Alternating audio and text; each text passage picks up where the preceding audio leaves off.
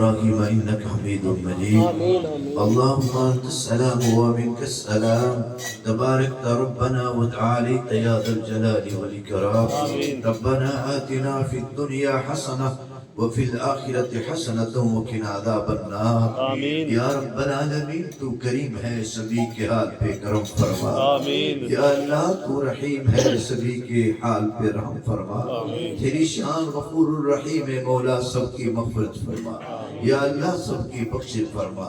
یا اللہ اس عظیم اجتماع، روحانی اجتماع، تربیتی اجتماع اور اس محفل پاک کی برکات سے سب کے صغیرہ کبیرہ خطائے گناہ معاف فرما. یا اللہ ہم سب کو نیک صالح عمل کی توفیق نصیب فرما.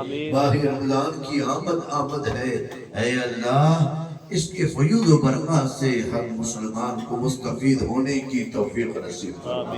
یا اللہ اپنا محاسبہ کرنے کی توفیق نصیب فرما. یا اللہ اس محفل پاک کی برکت سے، اس نورانی وجدانی نشست کی برکت سے مولا جتنے بیمار ہیں سب کو شفا کامل عاجل عطا فرما. اے اللہ سب کو صحت، سب کو تندرستی عطا فرما. یا اللہ جتنے بے اولاد ہیں ان کو نیک صالح اولاد عطا فرما. یا اللہ جتنے بے روزگار ہیں یا اللہ ان کو رزق حلال عطا فرما. یا اللہ اپنے پیارے نبی کی زلف عنبری کے واسطے یا اللہ جتنے بھی بیمار ہیں سب کو صحت کاملہ عاجلہ عطا فرما. یا اللہ ہماری مغفرت فرما، ہمارے والدین کی مغفرت فرما. یا اللہ ہمارے بزرگوں کی مغفرت فرما. یا اللہ ہماری کی مغفرت فرما. یا اللہ ہمارے نوازیوں کی مغفرت فرما، مقتدیوں کی مغفرت فرما. یا اللہ درود محل میں جتنے آنے والے سنگی احباب محبت کرنے والے ایک دوسرے سے تیری رضا کی خاطر تیری محبت میں محبت کرتے ہیں ایک دوسرے سے، یا اللہ ان کی بھی مغفرت فرما. یا اللہ یہ محبت کا یہ رشتہ قائم اور دائم فرما. یا اللہ ہمارے دلوں کو پاک فرما دے. یا اللہ ہمارے دلوں کو صاف فرما دے. جب کوئی آنے والا مہمان عظیم الشان مہمان آتا ہے تو ہم صفائیاں کرتے ہیں، بستر کی چادریں تبدیل کرتے ہیں، ہم گھر کی صفائیاں کرتے ہیں.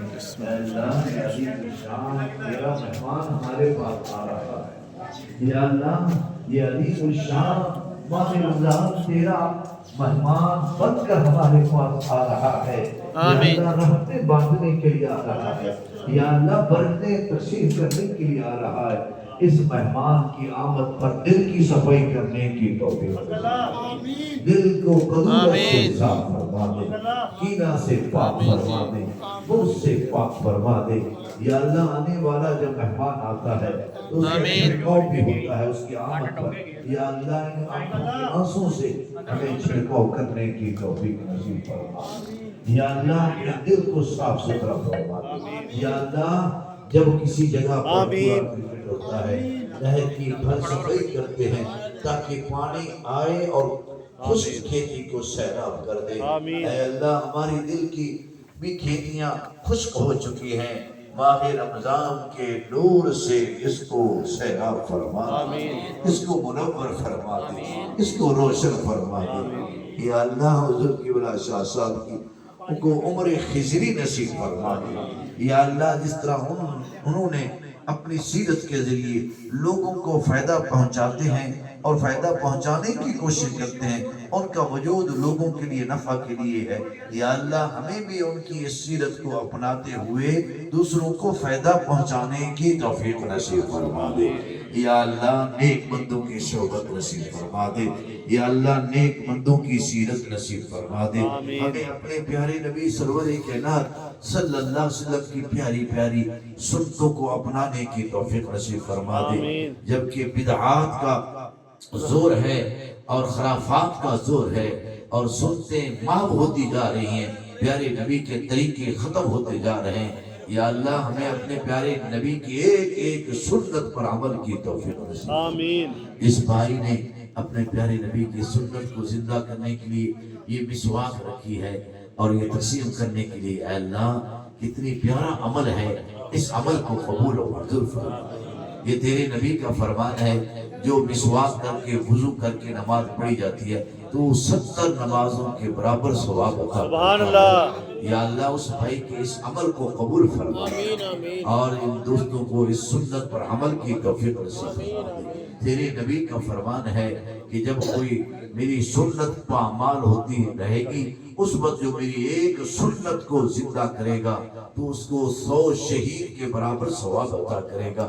اے اللہ ان درود کے سنگیوں کو پیارے نبی کی سنت زندہ کرنے کی توفیق نصیب فرما دے، اس آستانے کو قیامت تک جاری اور ساری فرما دے۔ محترم جناب غلام نبی صاحب، ہمیں فوراً ہی خبر وہاں پہنچی تھی اور فیس بک کے ذریعے سے حضور قبلہ شاہ صاحب نے بھی وہاں بیٹھ کر ہماری مائیت میں ہم نے مل کر دعا کی تھی۔ یہاں بھی دعا کرتے ہیں، وہ بھی درود محل کے سنگی تھے، ساتھی تھے۔ یا اللہ ان کی مغفرت فرما، یا اللہ وہ صاحب قبر ہو گئے، وہ ہم سے بچھڑ کر قبر میں چلے گئے، ان کی قبر کو منور فرما، یا اللہ ان کی قبر کو روشن فرما، یا اللہ ہمارے والدین کی مغفرت فرما، کل مسلمین مسلمات کی مغفرت فرما۔ رب ارحمہما کما ربیانی صغیرا، ربنا اغفر لی ولوالدی وللمؤمنین یوم یقوم الحساب۔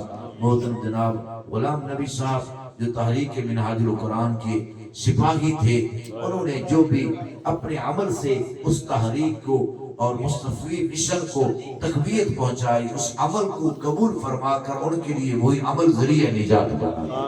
ان کے بیٹوں کو، خاندان والوں کو، بیٹیوں کو صبر جمیل اجر عظیم عطا فرما۔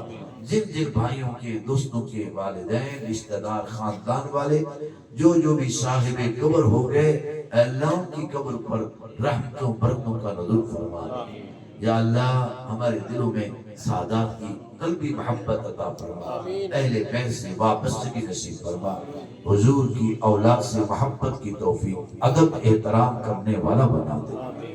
جو حضور کا غلام ہے وہ ہمارا امام ہے، اے اللہ اس تصور کو ہمارے دلوں کے اندر موجود فرما، ہماری التجاؤں کو، ہماری تمناؤں کو، ہماری خواہشات کو قبول اور منظور فرما۔